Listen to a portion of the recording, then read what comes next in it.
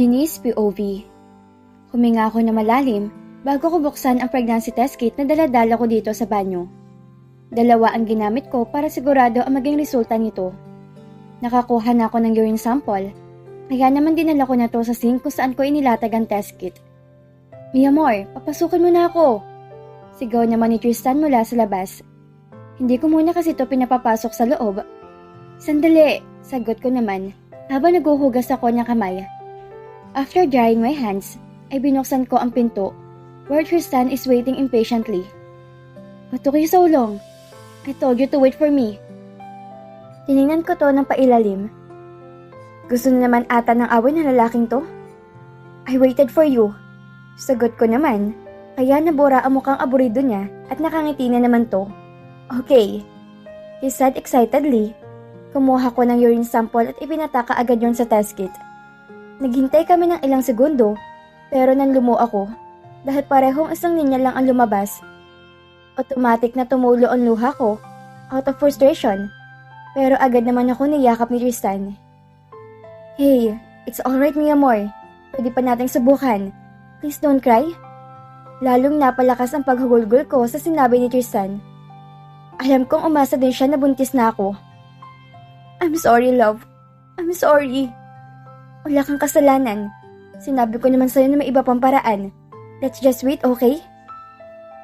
Kung hindi pa talaga tayo makakabuo sa ngayon, we need to be more patient. We need to have faith. Pinunasan ni Tristan ang mga mata ko at saka ko hinalikan sa noo. Sa susunod na check-up mo, sasama ako, okay? Let ask the doctor kung may ibang options pa tayo. Tumango lang ako sa kanya, pero naisip ko na ayoko nang bumalik sa doktor. Ayoko nang umasa. Masakit maniwala. Just stay here. I want you to rest. Mamaya pa naman ang lunch and I just pick you up. Gusto ko sanang kumantra, pero naisip ko na mas makakabuti nga din na dito na lang muna ako. Ayokong dalhin sa trabaho ang problema ko, pero sa sobrang bigat ng nararamdaman ko, baka hindi ko yun magawa. I don't want to be stressed too. Tatawagan ko na lang si Rachel para sabihin siya na munang bahala. Besides, Audrey's also there, kaya wala akong dapat ipangamba. Nahiga muna ako sa kama at hinayaan si Tristan na maghanda para sa pagpasok niya. Hindi ko na nga namalayan ang pag-alis niya dahil inaantok pa ako until I fell asleep again. 10:00 na magising ako, and when I look my phone, may mga missed call and text si Tristan. Kinuha ko yun at tinawagan siya dahil baka nag-aalala na to sa akin. Hey, sabi ko sa asawa ko the moment he picked up the phone. Kanina pa akong tumatawag, he said. I just woke up, love. Nagpahanda ko ng pagkain, kumain ka na. Bilin ni Tristan sa akin kaya tumango ako agad. Okay, I'll just take a bath. Sabi ko dito.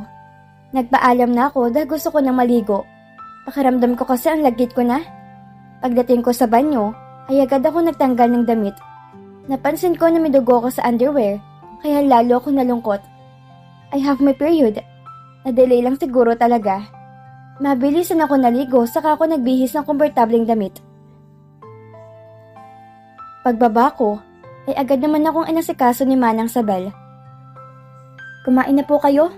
Bilin po ng senyor pakainin kayo agad paggising nyo. Salamat po Manang Sabel. Tiningnan ko ang nakahain na pagkain, pero parang hindi ko to nagustuhan. May ham, bacon, and egg, saka fried rice sa mesa. May tinapay din at orange marmalade. Ipinagtimpla din ako ni Manang Sabel ng hot choco. Manang, wala po bang iba? Ayoko po ng ulam. Medyo nahihiya pa ako magsabi, pero hindi ko talaga gusto ang nakahayin. Ano po bang gusto nyo, senyora? Napangiwi pa ako sa tawag sa akin ni Manang Sabel. Manang, Denise na lang pong itawag niyo sa akin. Naku po, amo ko po kayo, hindi po pwede yun. Tanggi ni Manang Sabel, kaya hinayaan ko na nga lang. Dahil noon ko pa sa kanya sinasabi na wag na akong tawagin senyora, pero mapili to. May danggit po ba tayo sa kusina? Gusto ko po nun. Tsaka po kamatis at itlog na maalat. Pakiramdam ko, naglaway ako ng maisip kong pagkain na yon. Kumunot ang noo ni Manang Sabel sa akin dahil sa sinabi ko. Wala po senyora, pero kung gusto niyo po, uutusan ko si Belen sa palengke.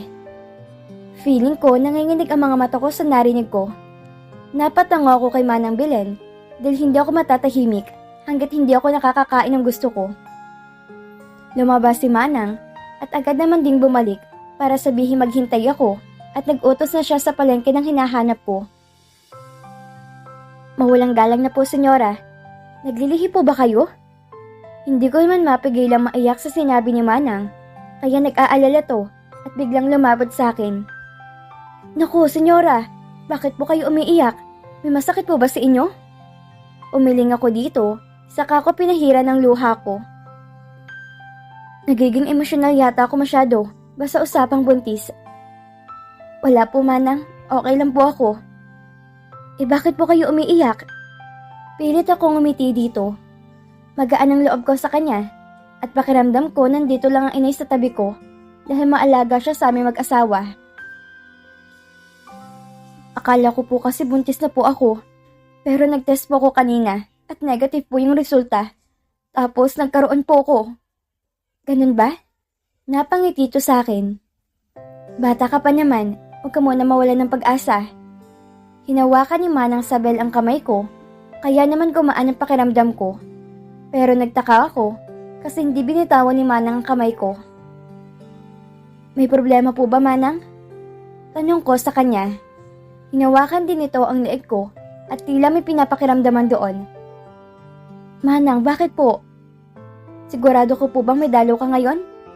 Tanong niya sa akin at tumango naman ako. Opo, kaninang umaga lang po. Tumango ito. Sige po, senyora. Lalabas lang po ako para tingnan yung nakasalang ko. Paalam nito kaya naman naiwan ako naguguluhan. Bakit biglang aware ni Manang? Hindi naman nagtagal ay naamoy ko ng pinipritong danggit kaya na-excite ako. Ewan ko, pero tagang itong gusto kong kainin ngayon. Nandito na po yung request nyo. Masayang sabi ni Manang Belen nang lumabas to mula sa kusina. Kasunod niya si Manang Belen na dala naman ng kamatis at itlog na maalat. Thank you. Masayang sagot ko. Saka ako nagsimulang kumain. Nakiramdam ko nga patay gutom ako sa inaas ako dahil naubos ko lahat ng hinayin nila sa akin. Ang sarap! Tila batang sabi ko. Kung may gusto ka pang kainin, magsabi ka lang, senyora. Sabi naman ni Manang Belen.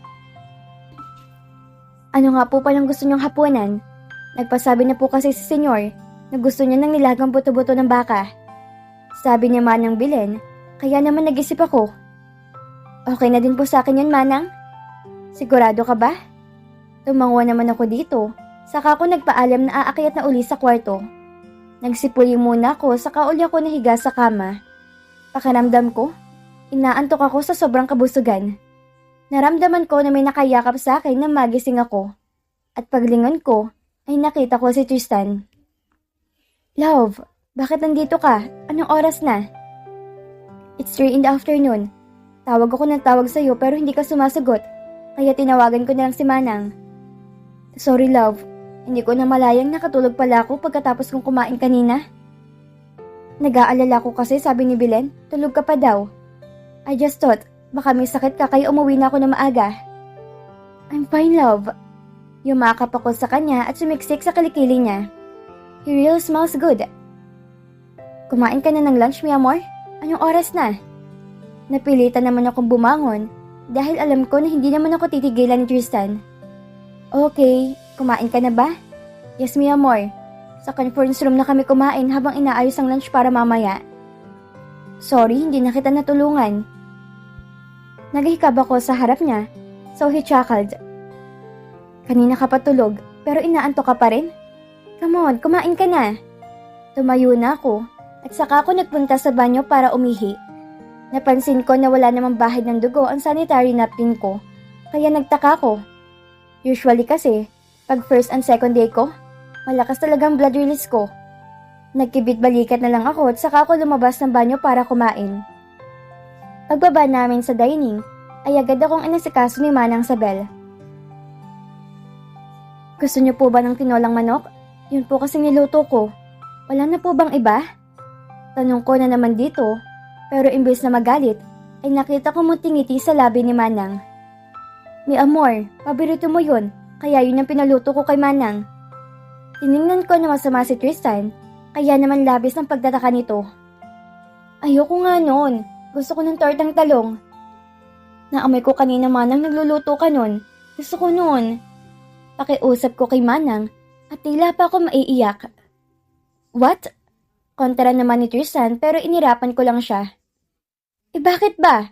Gusto ko ng tortang talong. Siya sige, huwag ka na magalit. Ipagluluto na kita ng torta, senyora. Salamat po, Manang. Masaya namang sabi ko kay Manang. Mi amor, are you really okay? Tanong ni Tristan sa akin. Oo naman, bakit ba? He just nodded, saka nagpaalam sa akin na maliligo muna. Pero kakausapin daw muna siya ni Manang para bigyan ng budget para sa mga kakailanganin namin sa mansyon. Hinayaan ko na lang siya habang matyaga kong hinintay ang tortang talong ko. Paglabas ni Tristan sa kusina, ay niyakap niya ako sa kanya ko hinalikan sa noo. Nagtaka naman ako bigla dito sa lalaking to. Okay ka lang ba? Tumango siya, then he claimed my lips. At kahit nagugulat ako sa kanya, tinugon ko pa rin to. After that kiss, ay nakangiti ng maluwag si Tristan sa kanya ko iniwan sa kusina. Napaano bang asawa ko? Pero hindi ko na nagawang isipin pa yon dahil naagaw na ng atensyon kong pagkain na dala ni Manang. Tristan POV. Sigurado po ba kayo Manang Sabel? Hindi ako makapaniwala sa sinasabi ng mayordoma ko nang puntahan ko to sa kusina. Sinundan ko siya dito dahil may bibigay akong budget para sa pangangailangan ng mansyon. Hinayaan ko na kasi silang mamili para sa mga kailangan namin sa bahay dahil ayoko mapagod pa si Denise. Although ang mga personal naman naming mga gamit ay si Denise ang bumibili. Nakikita ko ang senyales sa kanya, senyor. Pinusahan ko din siya at natitiyak kong buntis ng senyora. Masayang balita nito sa akin kaninang umaga. When I saw the pregnancy test kits, na negative ang resulta, ay nanlumo talaga ako. Umasa talaga ako na magkakaanak na kami. Since 5 days na raw siyang delayed. Pero Manang, negative po kasi yung lumabas sa pregnancy test niya. Hindi nagkakamal yung pulso ko, senyor. Kung hindi niyo po naitatanong, dati po akong hilot sa probinsya. Pero ang pregnancy test, pwede pong sumablay. Kaya po ba siya maselan sa pagkain? Nabanggit ko pa kay Manang na hindi to kumakain ng tortang talong kahit noon pa, pero ngayon gusto na niya. Kanina din po naghahanap siya ng danggit at itlog na maalat. Masyado din po siyang emosyonal ngayon, senyor. Hindi ko napigilan ng tuwa ko, kaya nayakap ko pa si Manang Sabel. Sana nga totoong sinasabi niya, dahil hindi ako makapaghintay na makonfirm na doktor ang sinabi ni Manang. Mas makakabuti po na patingnan pa rin ang senyora sa doktor. Pero po sigurado po talaga ako. Gagawin ko po yan, Manang. Sa ngayon po, unahin muna natin ang tortang talong ng asawa ko. Baka po pumangit ang anak ko. Natawa si Manang at sinabing siya nang bahala kaya nagpaalam na ako para puntahan si Denise na nasa dining area. Hindi ko mapigilang halikan at yakapin si Denise, kaya naman labis ng pagtataka nito. Well, sa ngayon, hindi ko muna sasabihin ang hinala ni Manang. Mas mainam na sa doktor manggaling para masigurado. Although may tiwala naman ako kay Manang at sa sinabi niya, at iyon ang pangahawakan ko sa ngayon. I took a shower dahil gusto kong samahan ng asawa ko sa pagkain niya. Kailangang nasa tabi niya ako palagi kung totoo nga nabuntis siya. Maybe after the lunch, ay aayain ko na siya uli sa doktor. She needs to be checked para makasiguro kami sa kalagayan niya. Pagbaba ko, ay magana na kumakain si Denise. Nagulat talaga ako na kumakain siya ng tortang talong. Iba talaga pag nag-grave ang buntis. Naalala kong experience sa mga kaibigan ko sa mga asawa nilang buntis. And I can't wait to experience it too. Mi amor, ano gusto mong ulam mamaya? May gusto ka bang kainin or paluto? Tanong ko kay Denise. Nakabantay naman si Manang Sabel dito para iabot kung may kakailanganin siya. Inabot ko ang isang talong dahil parang ang sarap ng pagkakaluto ni Manang. Agad ko yung sinubot at totoo nga masarap to. Nagulat ako nang ibagsak ni Denise ang kutsara at naiiyak habang nakatingin sa akin. Napangiwi naman si Manang Sabel na nakita niyang reaksyon ni Denise. Bakit mo kinain? Napaiyak pa to, kaya naman napatingin ako kay Manang Sabel para humingi ng saklolo. Sorry, mi amor. Mukha kasi masarap oh. Eto oh, may dalawa pa. Kainin mo lahat yan, Tristan. Ubusin mo yan ngayon din. Inis sa sabi ni Denise habang panay ang tulo ng luha niya. Mi amor, tinikman ko lang naman. Huwag ka na magalit. Alo ko dito, pero lalo siyang nagalit. Kainin mo na. Agad ko namang kinuha ang talong at nagsimula kong kainin yon. Pigil naman ang tawa ni Manang habang nakatingin sa akin. Is that pregnancy hormones? I blurted out at huli na mapagtanto ko ano sabi ko. Iniinsulto mo ba ako, Tristan? Damn it. Denise voice crack at nagsimula na naman siyang umiyak. No, mi amor, hindi sa ganon. Alam mo, hindi nga ako mabuntis-buntis, hindi ba? Bakit mo nasabi yan? She was crying, and I know that she's hurting. Kaya kailangan ko nang ipaliwanag sa kanya. Pero inunahan ako ni Manang Sabel. Senyora, wag po kayo magalit kay Senyor Tristan. Ako po ang nagsabi sa kanya na may kutob po kung buntis po kayo. Manang, negative pong pregnancy test ko kanina. Paano niyo po nasabi na buntis ako? Medyo kumalma na si Denise nang mapatingin ako sa kanya. Manang explained to her the symptoms na napansin niya kay Denise. Pero parang hindi naman kumbinsido ang asawa ko. Pinusuhan kita kanina, kung natatandaan mo. At hindi pa ako pumapaya, senyora. Hindi niyo po na itatanong kung madrona po kasi ako noong kabataan ko. Dagdag pa ni Manang, and I saw kung paano natigilan si Denise. Emosyonal ka din po masyado ngayon, senyora, tulad ngayon. Kung hindi ka po buntis, malamang hindi ka magagalit kay senyor dahil tinikman niyang tortang talong mo. Manang, huwag niyo po akong paasahin. Denise's voice was soft, and any moment now, alam kong iiyak na naman to. Kaya naman hinawakan ko ang kamay niya. You will see your obligay ni mi amor? May dalaw po ako, Manang. Di ba po sabi ko na sa inyo kanina? Natigilan si Manang dahil sa sinabi ni Denise. Pagkatapos tila to nag-isip. Malakas po ba, senyora? Tanong niya. Patak lang po kaninang umaga. Tapos po pagkagising ko, wala naman pong laman ng pads ko. Ay, napapaplakpak pa si Manang sa narinig niya. Sa probinsya po namin, ang tawag po dyan bawas. Normal po yan sa mga unang buwan ng pagbubuntis. Tristan, hindi makapaniwala ang sabi ni Denise. Her eyes are moist with tears but I see a spark of hope in them. Tumayo ako at nilapitan ko siya. Saka siya yumakap sa akin. Love, posible ba yun? Can I really be pregnant? Tanong ni Denise sa akin, kaya naman hinimas ko ang likod niya. Stop crying please. Ayoko ma-stress ka, okay? We will see your doctor. Hindi ko rin mapigilan maging masaya. Sana nga totoong hinala ni Manang Sabel. Sana nga may baby na kami. What time is it? Biglang tanong ni Denise sa akin. Saka siya kumawala sa yakap ko. It's 5 in the afternoon. Sagot ko as I look at my wristwatch. Agad namang kinuha Denise ang phone niya. May pinindot siya at nilagay doon ang tenga niya. Hello, Doc? Yes po, this is Denise Montefalcon. Are you available now? Huminto si Denise at nakinig sa kausap niya. Okay, Doc. Papunta na po kami dyan. Thank you so much po. Nahulaan ko ng kasunod na mangyayari. Kaya naman nagmamadali na akong kumilos. Inalalayan ko si Denise paakyat sa hagdan para makapagbihis na kami. Hindi ko mapangalanan ang sayang nararamdaman ko. Sana lang talaga buntis na si Denise. By then, isa na kaming kumpleto at masayang pamilya. At dito na po nagtatapos ang kabanata ng ating kwento. At sana'y muli niyo po akong samahan sa mga susunod pang kabanata na ibabahagi ko sa inyo. Maraming salamat po at ingat po tayong lahat.